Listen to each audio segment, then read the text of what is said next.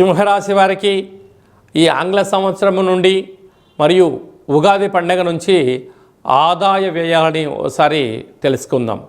ఒకవైపు అష్టమ స్థానంలో శని భగవానుడు సంచారం చేయడం వలన ఇప్పటికే వారికి సత్ప్రవర్తన, ధర్మబద్ధత, న్యాయ నిర్ణేత, కర్మప్రదాత వలన అన్నీ నేర్చుకోవడం వలన వారి యొక్క ఆదాయం 5, వ్యయం 5.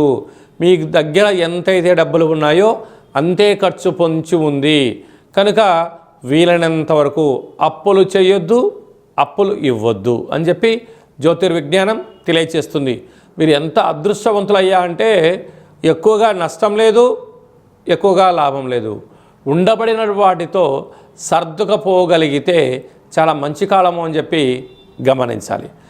అదే కాకుండా రాజ్యపూజ్యం 7, అవమానం 7.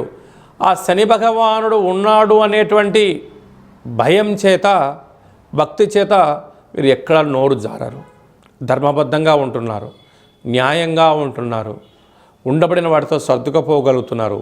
శత్రువులు ఏదన్నా మీ పైన అన్నా దాన్ని మౌనంగా స్వీకరిస్తున్నారు.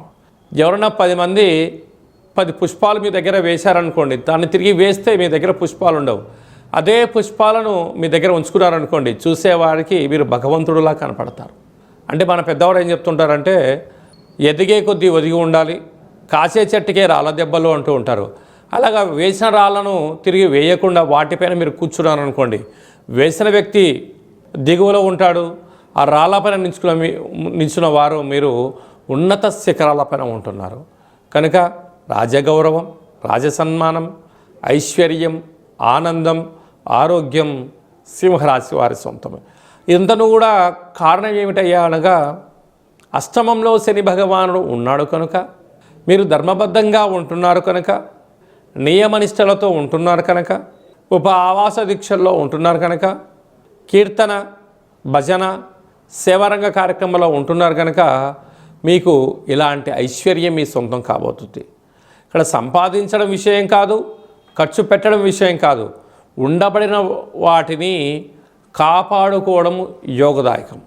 ప్రధానంగా ప్రభుత్వ ఉద్యోగస్తులు, ప్రైవేట్ రంగంలో ఉండబడిన వారు, రియల్ ఎస్టేట్ రంగంలో ఉండబడిన వారు, రాజకీయాల్లో ఉండబడిన వారు, వ్యవసాయ సోదరీమణులు, అనేక మంది ఆహార ఉత్పత్తులు, మార్కెటింగ్ రంగంలో ఉండబడిన వారు, అనేక వ్యాపారస్తులు వీలైనంత వరకు ఏదో వాళ్ళు చేస్తున్నారు వీళ్ళు చేస్తున్నారు అని చెప్పి అపోహలకు వెళ్లకుండా ఉండబడినటువంటి వాటితో సర్దుకుపోయి వీలైతే పుష్కర స్నానం చేయగలిగినట్లయితే గురు యోగ్యత కారణం ప్రతిరోజు సూర్య నమస్కారం, కుక్కకు ఆహారాన్ని ఏర్పరచడం వల్ల సకల గ్రహదోషం తొలగుతుంది అని చెప్పి గమనించాలి.